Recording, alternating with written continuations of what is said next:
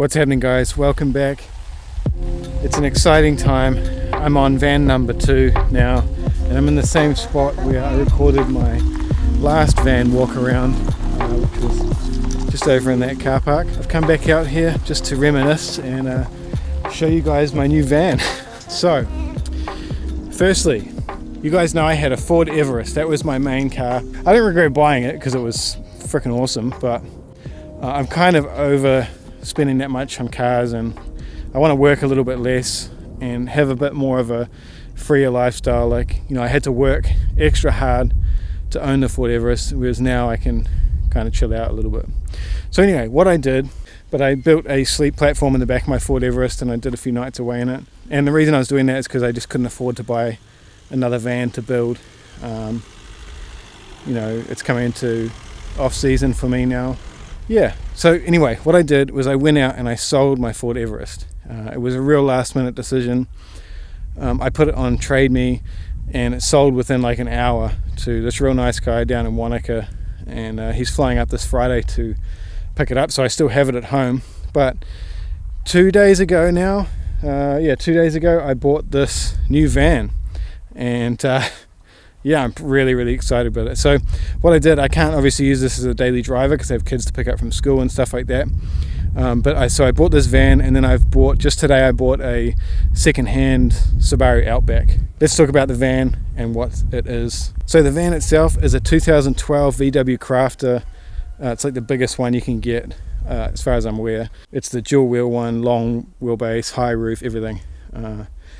And yeah, the reason I got that, one of the things I didn't like about my Toyota build was I couldn't stand up in it, and that was kind of a pain. So this one I obviously can stand up in. The outside's completely stock. It's really stealthy. The only windows it has is the front 2 and the rear 2 doors. I did think about putting windows on the sides, but I want to keep it stealthy, so I don't think I'll do that, but we'll see how it goes. The van's in pretty good condition. It's got a few little nicks here and there and little surface rust spots and stuff, but nothing major. It's done 230,000 Ks, but the engine's had a rebuild because the guy that owned it before me, the cam belt broke on him and needed a new cylinder head and all that, so that's all been done, and it should go for quite a while. But yeah, that's it really for the outside. On the top has one huge 400 watt solar panel, a max air fan, and a skylight, but we'll show you all that now when we go inside. And the sun's coming out. Lucky it came with a little sweeper so we can get the cow shit. Well, that's a great start to the video. So we're inside the van. As you can see, I am just over 6 foot, like 6'1", and I can stand up and I still have headroom, which is exactly what I wanted.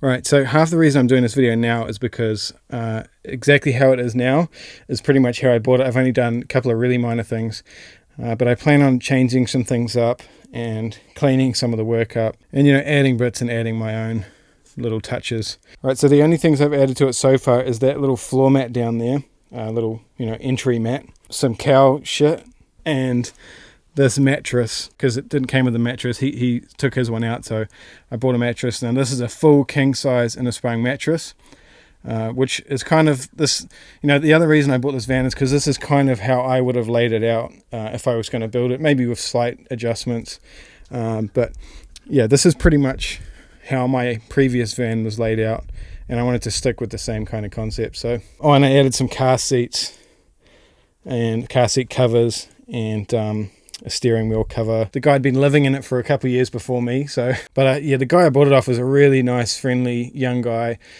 who decided to sell his house, live in this van, and he just traveled around New Zealand, rock climbing and all that kind of stuff. Really nice, really honest guy, and it was just a pleasure buying it off him, so no regrets there at all. And he's been really helpful with all my questions after the fact as well, so yeah. So anyway, the cab is just a 2-seater. My plan originally, because I kind of want a third seat for our youngest kid to fit in here, so I was either going to replace this seat with a double seat, or the other thing was I was just going to add a seat in here somewhere with a belt on it, and make this a swivel seat, which is really what I want to do, but it's just going to be a little bit of a mission to do that and change it all up.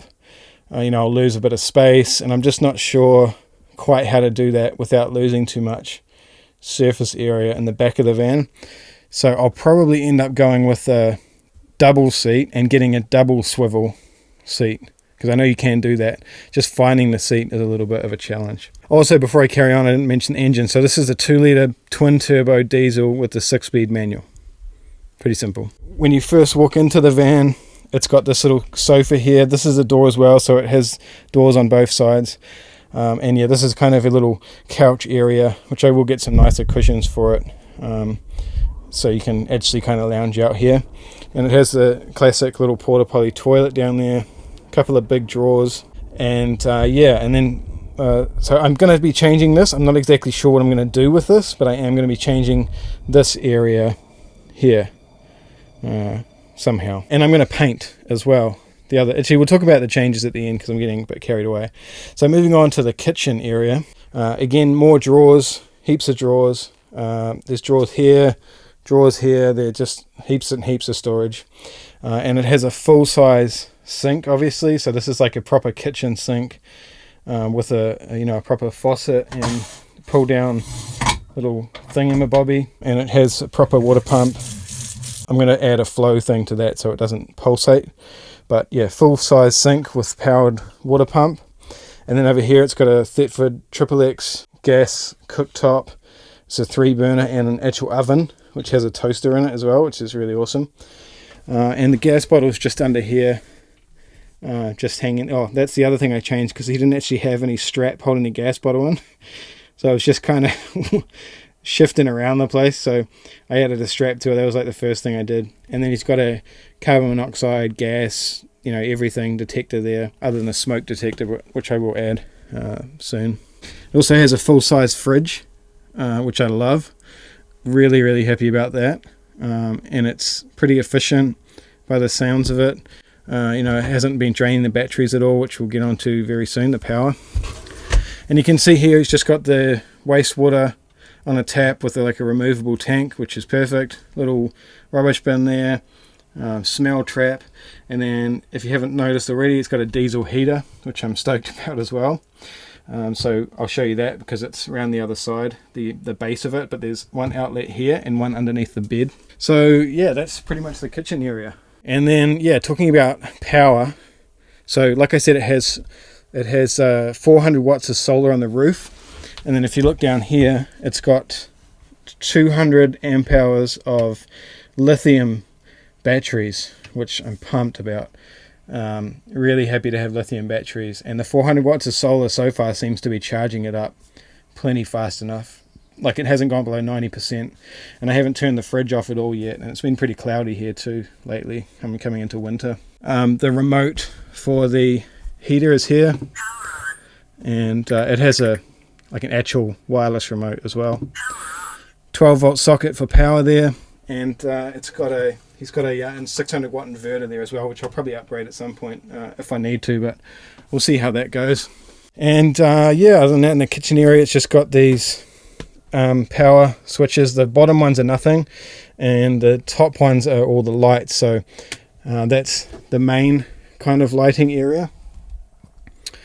And then this one is those lights, and then the last one is above the bed here. So it's all kind of split into separate categories, which is nice. Should have just turned these on for the whole thing, really, shouldn't I? So that's it pretty much for the kitchen area. Nice and simple. Doesn't have a shower or anything. I don't feel like I need that. I never did. Wouldn't have put it in my own van if I could have anyway.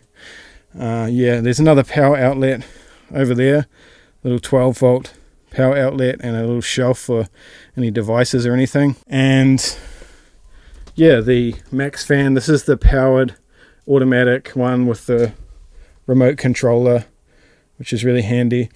And this is like a skylight, which opens up completely if you want to just hang out, and it has a shade that kind of goes over as well. I can't reach it, but yeah, it has a shade there. And then it's got those magnetized window things window coverings, which are like thermal and blackout, which are awesome. I think he got them from Made in America somehow. These ones are for the whole cab, so the whole thing gets blacked out, which is great. And apparently they were like $2,000, which was crazy, but I mean, at least I didn't have to do it. I'm really, honestly, really happy with the layout. I just kind of feel like I need to make it my own, because it doesn't really feel like my van yet. So yeah, we are going to paint, like I said. I had some color swatches, so I was going to do white all around the outside on the walls, on the inside I mean, and the ceiling I was going to do in this kind of dark brown, just to kind of match the bench tops a little bit. So I was just going to put that on the ceiling. Undecided yet. I'll undercoat it and see how it looks after that. Lucky my brother is a house painter and I can get hooked up with paint pretty cheap. So yeah, and then I guess we should show you the garage area. We'll go around the side and I'll show you the heater as well. It has a ton of storage, which isn't fixed down properly.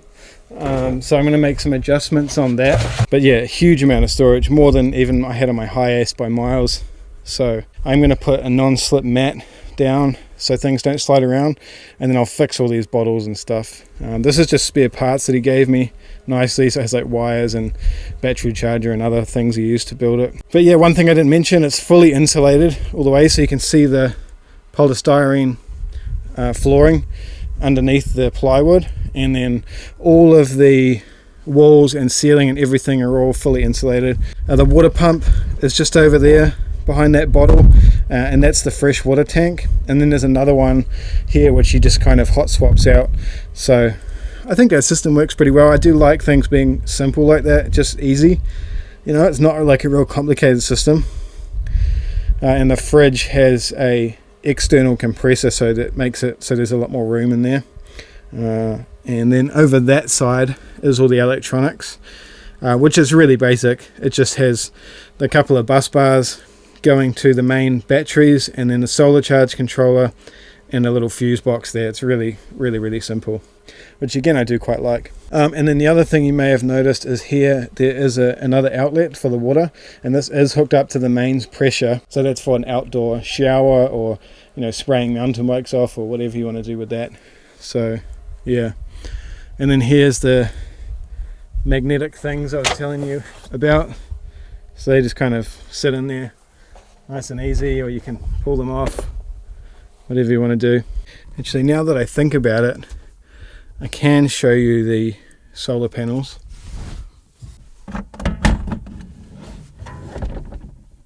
Because I can get out here, like so. So there's the big 400 watt solar panel. Yeah, stoked with that. So I guess you guys can figure out why I bought this van. If you've seen my last van build that I did, you'll definitely understand why. He's even used a lot of the same materials, like the bench tops are the same ones that I used in my van.